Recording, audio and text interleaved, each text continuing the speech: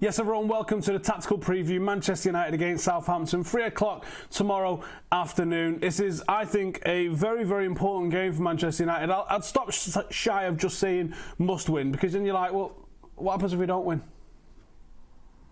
I mean, really, what does happen if we don't win?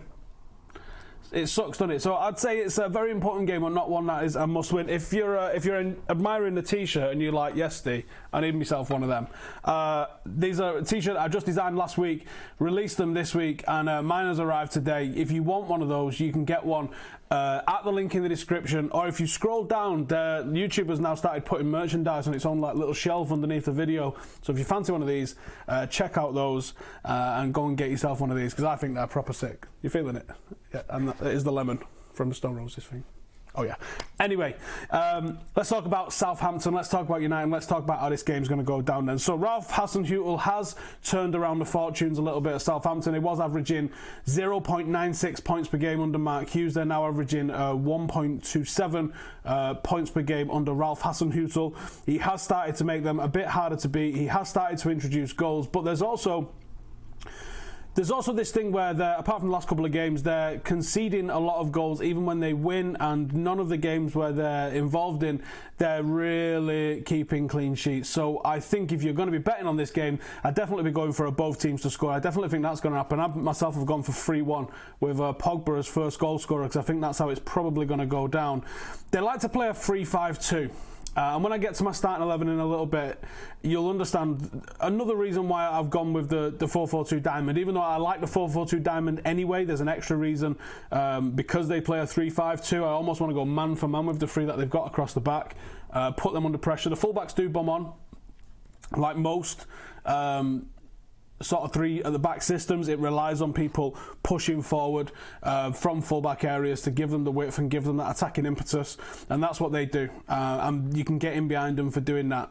It's weird because Hasenhüttl, like when me and Dave went over to Leipzig to go and watch them, Hasenhüttl was in charge, and they played a very rigid 4-4-2, very, very old school style 4-4-2, and I thought it was a great system that they played. He wasn't afraid to mix it up, but that was his go-to formation. Since he's come to Southampton, he pretty much has favoured the three at the back. I'm not sure if he thinks that because it suits the Premier League better, or if it suits the Southampton players any better. I'm not sure the reasons for it. But I think it leaves them mega vulnerable. And I think it leaves them... I don't think they're good enough footballers to pull off the three at the back system. And maybe that's one of the reasons why he wants to play it, because he does like to try and knock it around a little bit rather than just boot it long. But I don't think it works for them, and I think United are going to swat them aside. It is a potential banana skin, because it is one of the games where you go, United have to win this, and they should win this. So there's always the potential for a cock-up when that's the case.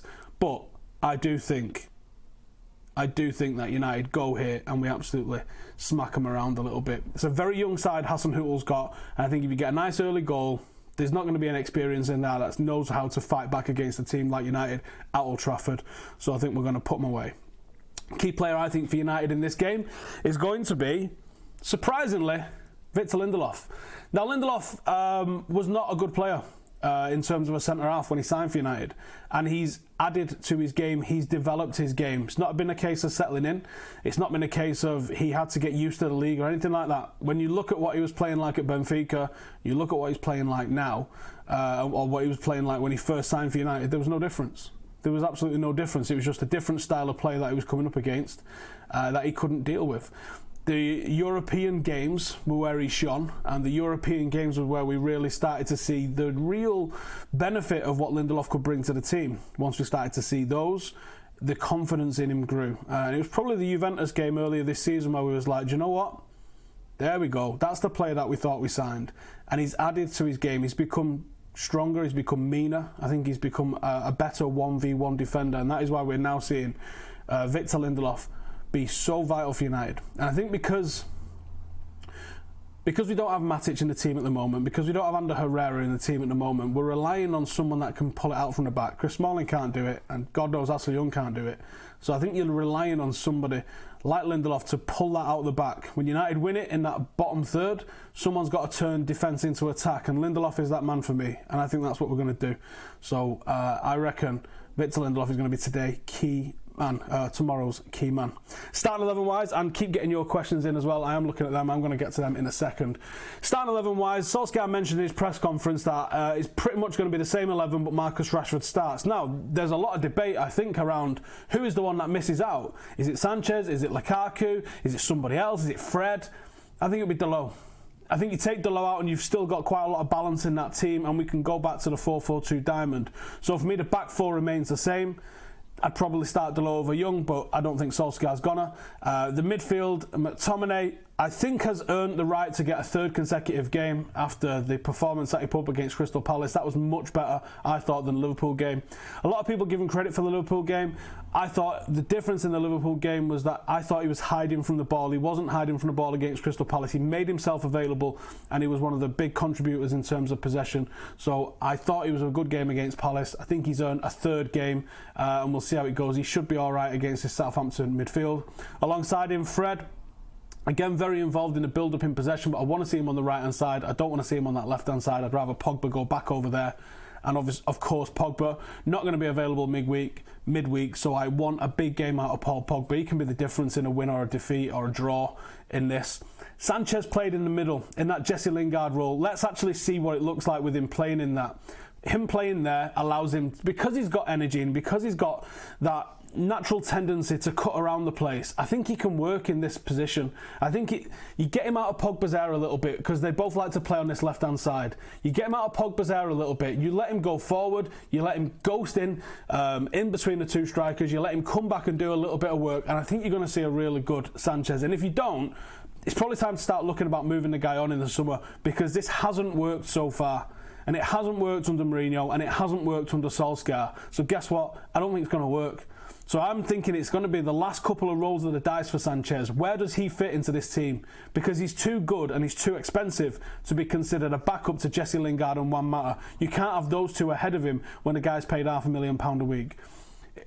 For me, he's got to play in this number 10 role, and he's got to excel. If he can't excel against Southampton in this role, surrounded by these players, it's time to go for me. Up front, Marcus Rashford, as Ole Gunnar Solskjaer said, he's probably going to be back in the starting 11 alongside Lukaku up front. I think Lukaku just off on that right-hand side, getting in behind those three defenders, getting in behind that fullback over on this side, in this area, that's where you're going to see some real good Lukaku. We want to see fast breakaways. I want to see McTominay, I want to see Fred finding Paul Pogba, and Pogba putting it down into that final third. Same goes for Marcus Rashford, similar sort of thing, but I would expect Marcus to be taking people on in the final third, where I would expect Lukaku to probably be laying it off to someone in that final third. That's my starting 11. Let me know in the comments what you guys think. Dean Considine says, I don't know why you don't rate Dalot. I do rate Dalot. I think he's got a good delivery. I think defensively he's not 100% there just yet. But let's be real, he's going to start Ashley Young. And you all know my feelings on that. I wouldn't have started Ashley Young through choice. I just don't think he's going to start him. VJ says Pereira instead of Fred. I'd personally go with that. But again, Solskjaer's basically said he's going to start essentially the same side, but Marcus starts. So if the manager's coming out and saying that, what's the point in me picking a whole different team? He's not going to play that whole different team. We are going to come to the questions in a second, so make sure you get all of those questions in. And I'm going to come over to the Patreon group and see what you guys are saying. So this channel is supported by Patreon. If you don't know what it's all about, hit the link in the description and go and read up and find out what it's all about. And then you'll know. This is Romero at striker, says Clayton. If you saw the tweet that I banged out earlier, he just broke a world record. To be honest, it doesn't seem like the hardest world record to beat. Let's be honest with ourselves, does it? 20 goals in a minute. It's one every 3 seconds. Just shooting in an empty net from the halfway line. I reckon one of you lot could probably break that. Do you think Fred should start again to give him the run of games that he needs, or maybe give Andreas a chance? I can see the argument for both of those.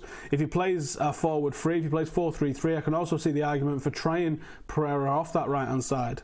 And I also see the benefit of having one of the youngsters come in now. It's a home game, like Chong. If he was going to persist with a 4-3-3, bringing in somebody like Chong wouldn't be a bad idea. I also don't think it's a coincidence that you saw Angel and Mason travel with the team midweek.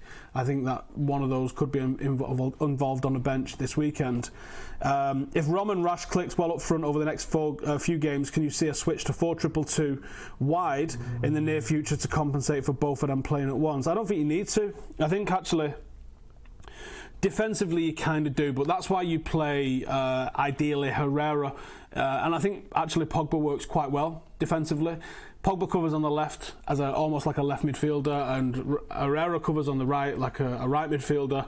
But you're winning the ball further up anyway, so it's not like you've got tons and tons of tracking down to do. Because you're putting two strikers on, essentially what's two centre-halves, you're already putting that team under pressure. And if you've got your number 10 shuttling in between the lines, whether that's Jesse or whether that's Alexis Sanchez, you're cutting off the passing lanes for them through into midfield. So you're winning the ball further up the pitch. So it's actually less work than you think. It's like, oh, I've got to go and cover up right back. Not all the time. Most of the time we're winning it around the halfway line or in their third. So it actually isn't as much graft as you think when you're working so hard in those areas. Connor says, does Rashford and Marshall come back in now, or do we give them proper time to recover and go with the same lineup and get the likes of Fred sometimes? Well, apart from Solskjaer mentioned he would play Rashford, who I'm assuming can't be as injured as he thinks he is, or as I think he is at least. I would definitely try and give them a maximum recovery, especially with what happened with Jesse. We don't want that happening again because we're about to hit a real meaty part of the season. I would save Marshall for Paris over this game if you think you've got any chance whatsoever. I don't. But Solskjaer might have a way that he goes, you know what, we just go and score 2 away goals and sit on it, and we'll take it to extra time and see what happens. Are we capable of doing that? Yeah, I think we are. Will we though? I don't think so. Let's be honest, a goal from PSG in the first 5 minutes, first 10 minutes, first 15 minutes, tie over, isn't it, at the end of the day? Now we've got to score 3. And I don't see us doing that. With Marcus being back, with Tony Marshall being back, I give us half a chance, but it's only half a chance. Who's going to play the ball into the final third? Can Juan Mata do it? Maybe. How injured is he? No idea. Without Pogba, it's a massive, massive ask, and I think it's probably too much for us if we're being realistic. Josh says, having looked at the City group and how they have teams in England, America, Australia and other countries, would you entertain United doing a similar thing in places where football is rapidly growing? Seems a great way to unearth young talent and raise them in a professional league while at the same time teaching them the Manchester United way. Yeah, I wouldn't be against it. I think City are doing some really good things off the pitch, and that probably, even though there's nefarious reasons I think around why they do it, I think if United did it with the intention of having a team that's, I don't know the legalities of having a team in those areas like that and having transfers between them. I think that's a bit on top. But I think having a team in those areas where you can get people football, first team experience, I think that's huge. And I think it's a great way to uncover the local talent in all those areas. And it's something we probably should look to do, yeah. Ant says, is there a chance that Ole's success with the current squad will see the owners tighten the purse strings at the summer? I do worry about that. But I hope that's something that Ole's going, like, I ain't signing the thing until you tell me that, you know, I've identified these positions need sorting out. So if you give me the ability to sort them out, then we're going to be friends. So I hope that's how it goes down. Ahmed, do you reckon a diamond would be better than 4-3-3 with 2 up front and Alexis as centre mid, and the forwards can go wide and it'll be a 3v3? Yeah. Essentially, I mentioned that in the starting 11. Yeah, I think that you go 3 against 3 at the back and you put them under pressure and they'll turn the ball over there, I reckon. Extra width could come from the fullbacks. Extra width should come from our fullbacks. At home, you'd expect United to have the lion's share of possession. You'd expect the fullbacks to be well over the halfway line for their average position and be banging balls in or helping support the attack, because we've actually stopped the output of crosses to a certain extent under Solskjaer. 3 of our last 4 Premier League games with Southampton have been draws. I think Tadic and Austin scored winners at Old Trafford in recent years as well. Do I envisage another tough match, or will I have too much for them? I think it'll be tough until we get that first goal, and I think they'll probably fall away pretty rapidly. But I think while it's 0-0, there'll be a few nervous looks around. We haven't actually won since mid-January at home. We're on 3 straight failures to win, 2 draws and a defeat to Paris, Burnley, Liverpool. Paris is our last 3 home games, so that's where the title must improve comes from, because we have to improve at home. Away form's been virtually flawless. Home form now needs to improve, and I think this is a great opportunity for us to do so. Do I expect Young to play after his goal on Wednesday? I do. I wouldn't want him to, but he will. Deloa's a right winger, did well against Paris. I don't think he did that well. 0 for 5 on his crosses. I thought he was alright. I didn't think it was spectacular. I just thought it was alright. But I would go back to more balance. We're playing a right winger out of place at right back and a right back out of place at right winger. That is just the maddest shit ever, innit? Greenwood debut when we're 2 up. Let's hope so. And then it becomes 3 and 4 quickly, I reckon. There's no way Mason's not scoring on his debut. No way. Solskjaer reckons no new contract for Valencia. No question. Just want to say thank fuck. Now for Youngs to expire next year. Every cloud. Do I think Delo will be right wing again, or do you expect to see Rashford start alongside Rom and Alexis, or maybe one of Chong, Greenwood or Gomez? I hope it's the latter.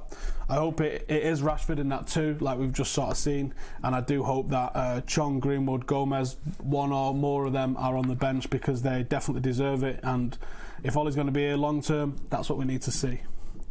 Pundit, I think, says Ole Gunnar Solskjaer gives away too many chances to deserve the manager job. We didn't concede a goal apart from set plays and a penalty spot for a long time under Solskjaer. What do you mean he gives away too many chances? Look at the goals that we've scored. You can't have it both ways. You can't have the meanest defence in the world and the best attack in the world. It generally becomes one or the other. It doesn't work like that. Certainly with the calibre of player that we've got. Maybe back in 2008 we could have gone, yeah, do you know what? We're going to have a mean defence and we're going to outscore you at the front. But that was a team that Fergie had worked on for maybe a decade. I don't think that's right at all. Are the academy players actually going to get some game time or just cameo appearances? Well, it was this time of year that Marcus made his impact 3 days ago, I think. And I think once you get that chance, if you take it like Marcus took it, then there's a chance that you stick around. Can any of these lads come in and take a chance like that? Usually you're waiting on an injury for someone, and we've got enough for someone to come in and take a chance. But yeah, Ollie's got to play the man. That's it. Ben says, why do people say we're tight with money? Have you seen how much we pay our players and buy our players for? Our team's worth more than some actual clubs cost to buy. Because we're tight in certain areas. There was no money available for a centre-half in the summer unless that centre-half was of a sufficient enough commercial stature where we was going to think it was worth the punt. We don't invest properly into the team. City have invested very smartly into the team, and they haven't paid over the odds massively for most people. They've gone with players that fit their system. They've got them at good prices. United just seem to go like fucking lottery winners. We like just throw the money around willy-nilly. Look at the last 4 or 5 years and look at the turnover of signings that we've had is just simply not good enough. The fact we've got so much deadwood amidst so many signings is mental, and it just shows the poor management from the front, and that's why we need a director of football. Do you think we should? Who do I think we should have on our right wing from next season? There's a lot of good players out there that would make, like Chiesa at Fiorentina. I like Leon Bailey. Maybe Chong. There's a lot of very good players out there that come in and make us. What are the nefarious reasons exactly? I think there's a lot of dodgy accounting going on at City. I think that's plain to see from everyone. I think that's one of the reasons why they've been pulled up by UEFA over it. You know, the different sponsorships that are going on, and I don't know. I just get the impression that all is not what it seems with them. I guess we'll find out in the long run how that actually plays out. But the fact that, you know, some of the players sign from Melbourne and sign from New York, and like, yeah, I'm not buying it, to be honest. Ollie just giving fringe players like McTominay a chance? Yeah, possibly. Am I worried if Ollie gets the job, the board won't throw a decent transfer kitty and expect him to make sugar from shit like Fergie did? Yeah, I am a little bit, yeah. I really am. That is my main worry with that, to be honest. I do actually have that sort of worry, because I think that's something that's probably going to happen. Has he been chosen because he's going to be more of a yes man? I certainly hope not.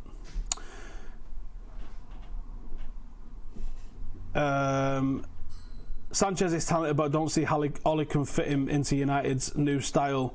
This is the problem, and he's on so much that you got to think that they're probably not going to want to keep him around for a long time. Maybe it's the time to cash in on him and a couple of others while we can. Thomas Goodwin, is Wilfred Zaha worth another look? Not for me.